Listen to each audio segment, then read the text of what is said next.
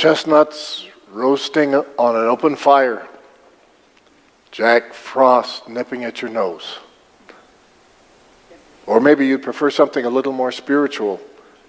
Silent night, holy night. All is calm. All is bright. The images are different, but something deep within us really needs Christmas to tell us that it'll be okay. That there is a quiet place somewhere to which the world is going, where we can all more than get along, maybe even enjoy one another. Well, I'm for that. But the first Christmas was neither silent nor holy, nor was there any chestnuts. Or Jack Frost, for that matter. Jesus Christ was born in what we now call a war zone. The child of a refugee family that was lucky to be alive. Imperial Rome had ruled Palestine ruthlessly for years, destroyed former structures, set up its own, religious and otherwise.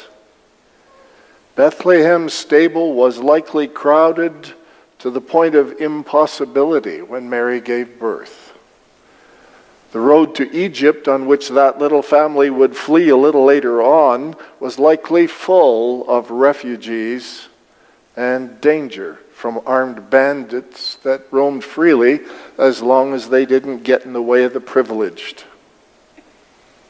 Armies routinely stripped the land not only of food, but of able men, leaving women, children, and the elderly to fend for themselves, which explains why so many people came to Jesus for food.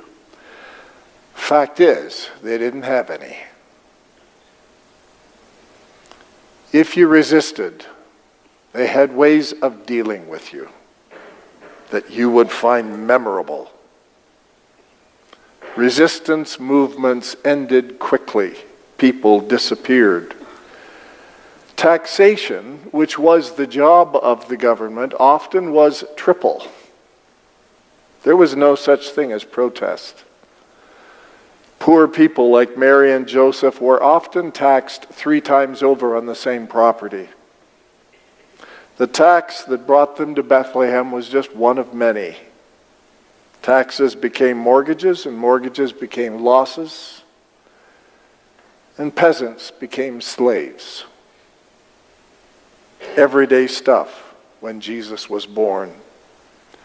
So in this nightmare of social disorder, of broken families, oppression, pain, want, to whom will God entrust his Son? To governments? Not likely. To temples in the pocket of governments? Same answer. To armies? I don't think so. For armies following Herod's tracking of the wise men would soon wipe out all of the children in one small village. That's what armies were for. No. Where's a safe place for the Son of God? The answer to the question is so simple, it's often overlooked. God eternal, God the Son, co-equal, co-inherent together with the Father and the Spirit, is entrusted to newlyweds. Now, children belong with parents, but this one's a little different. Why wouldn't God choose another way? Why is it that one small family, often poor, is the recipient of the Son of God when there is a hurricane of threat about? Why entrust your only begotten Son to a poor young couple in times like these? God entrusts his Son to a husband and wife who have to wait a long time, even for the first private night together.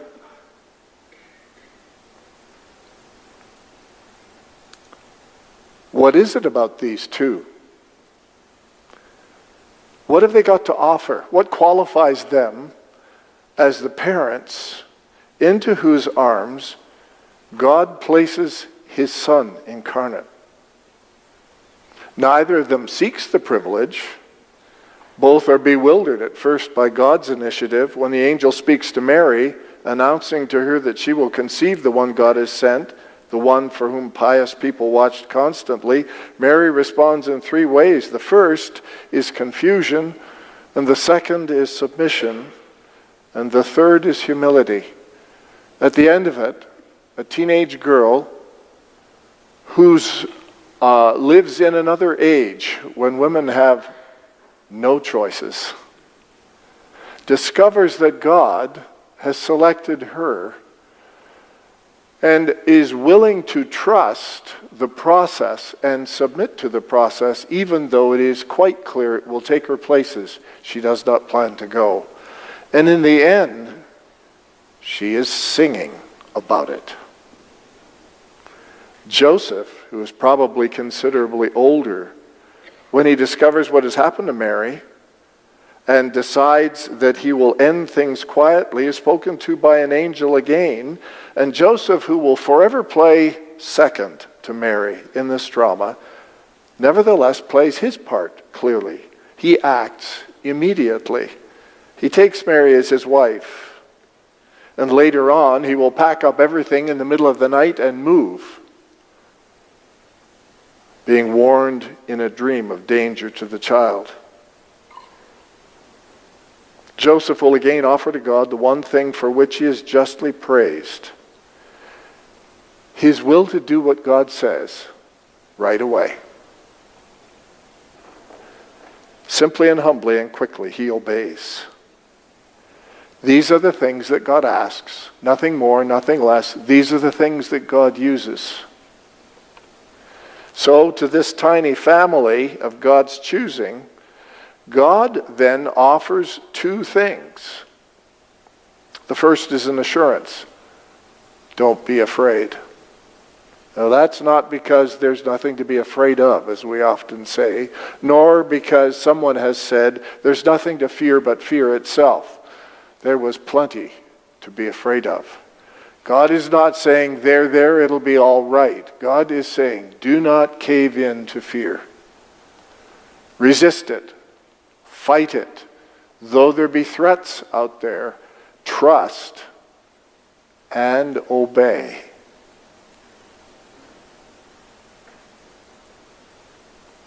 And they do. God asks them simply that they fear nothing. Fear is a great enemy.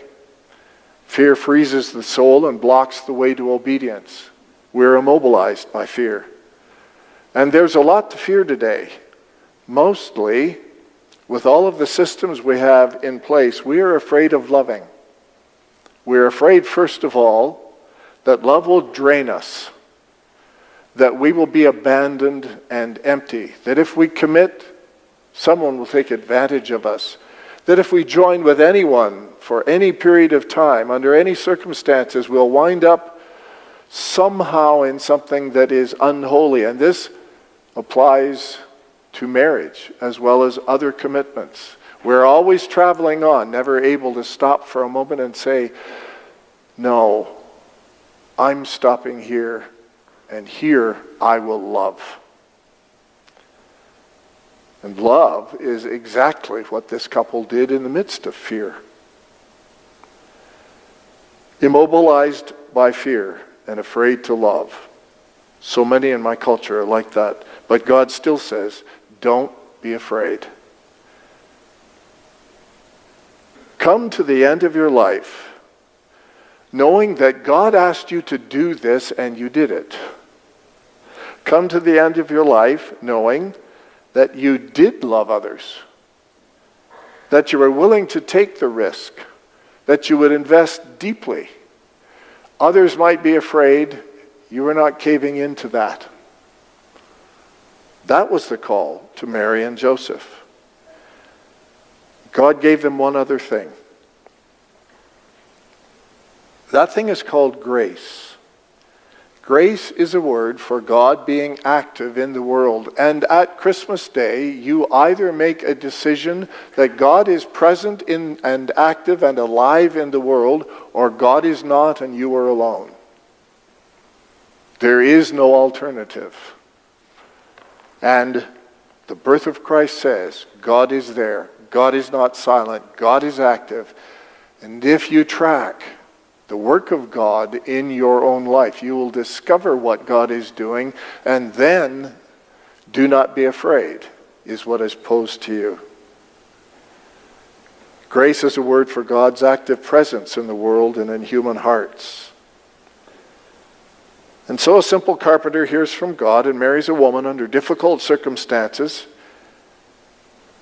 and hears again and moves the family to safety, and hears God a third time and returns when it's safer to do so, and then the story for him ends.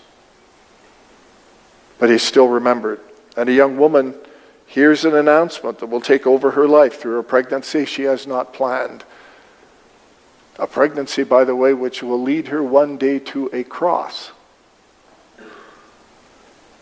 Nonetheless, and notwithstanding any of that, her answer is yes. And her answer is one of love. This is God at work. And if we're sensitive, we'll perceive God's work still around us, and the same invitation will be given to us. Do not be afraid. Look for the grace of God. God's doing things. Align your life with them. Make them happen. Look for God's grace each day. Trust in it, not in your own energy, your love, your ideas, or any other thing. Do every good thing you can think of, but trust utterly and only in God's grace to make things happen.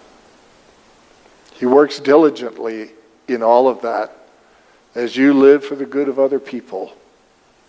Listen for God's grace, as Joseph and Mary did, and escaped alive with the Son of God. It will be there for you every time.